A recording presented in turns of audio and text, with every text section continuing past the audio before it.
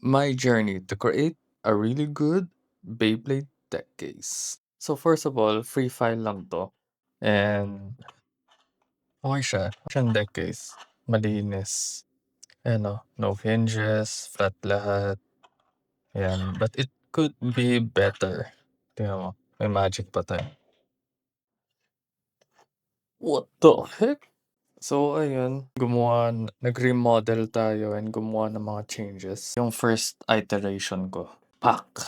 So, tinry ko yung pag-create ng ball joint na mechanism. Pero, yung una kong gawa, maluwag. Tapos, instead of magnets, snap click. Kaso yung una kong gawa, ayan, sobrang tigas. Ayan. Tapos ito yung bagong iteration. Ayan, smooth na siya.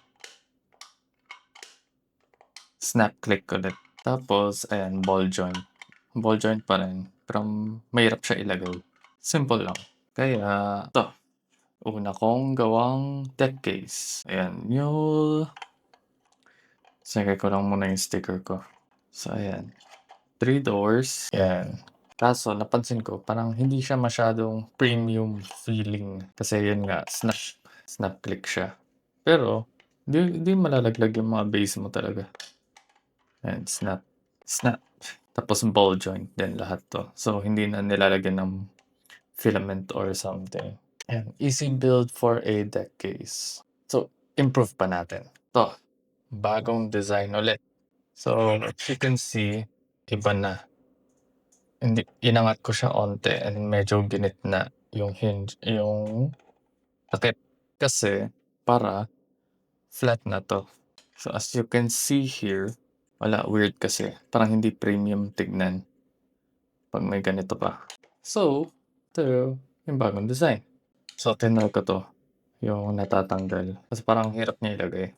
Tapos, yung magnets, binalik ko. Pero, ang sikip ng nagawa kong placement for the magnet. So, kahit same yung sizing ko, may allowance pa pala na need pag ipiprint. So, ayan. Mas maliit na yun dito ng takip compared sa dito, nakalahati talaga para maging flat. So, ayan. Tapos, binalik ko muna yung filament na hinge para mas smooth siya. Ayan. So, ito na tayo sa latest. So, binalik ko na yung magnet. Mas maayos na yung gitna. Ayan na. Diba? Sheesh. Parang mas okay na siya eh. Soon siguro makaka-print ako ng buo. Ayan na. Ayan. Tatanggal. Ayan. Ang goal dito ay simple deck box na premium pa rin yung feeling na na walang hinges na lumalabas. So, ayan. Na flat lahat. Smooth. So, ayan o.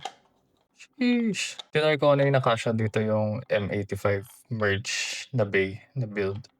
Ayan, Pega Blast Wheel. Kasya din. So, ayun. Latest iteration to. And like and comment and follow my journey sa paggawa ng great, simple Beyblade deck case. Another day, another build.